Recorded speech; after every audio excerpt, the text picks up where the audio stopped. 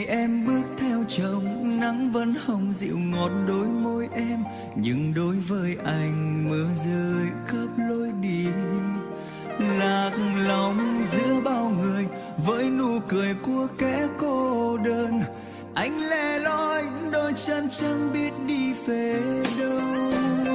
Pháo rộn ràng em nhẹ nhàng theo người ta lên xe hoa, váy cưới cô dâu em xinh như đóa hoa.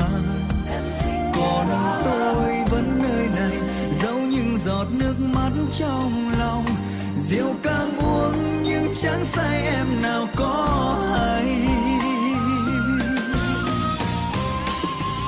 Những năm tháng mặn nồng đánh rơi sao quá vội vàng, để phút cuối giờ này tin em về nơi xa ấy. Anh nuốt hết những đắng cay để mong em yêu sẽ yên bình, anh nguyện cầu cho em luôn được hạnh phúc. Chiếc nhẫn cưới ngày nào hứa sẽ trao nhau mãi mãi, còn nhớ không em, nhớ đến bao kỷ niệm đôi ta. Nhưng chẳng phải kết thúc thôi, nhưng cho ai ở tương lai, đến một ngày không phải là em.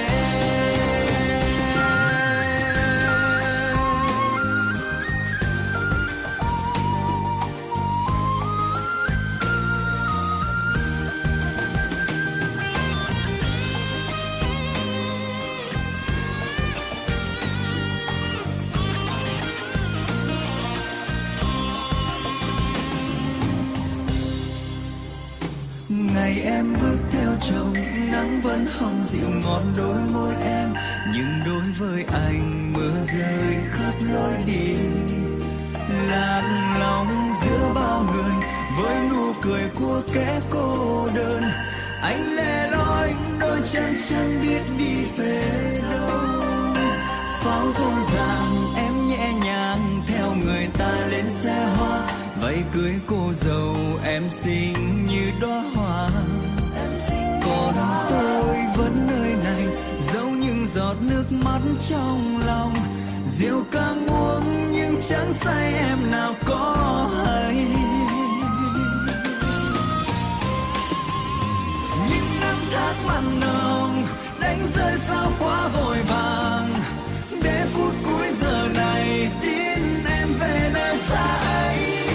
Anh nuốt hết những đắng cay để mong em yêu sẽ yên bình, anh nguyện cầu cho em luôn được hạnh phúc. Chiếc nhẫn cưới ngày nào hứa sẽ trao nhau mãi mãi, còn nhớ không em, nhớ đến bao kỷ niệm đôi ta. Nhưng chẳng phải kết thúc thôi, nhưng cho ai ở tương lai, đến một ngày không phải là em.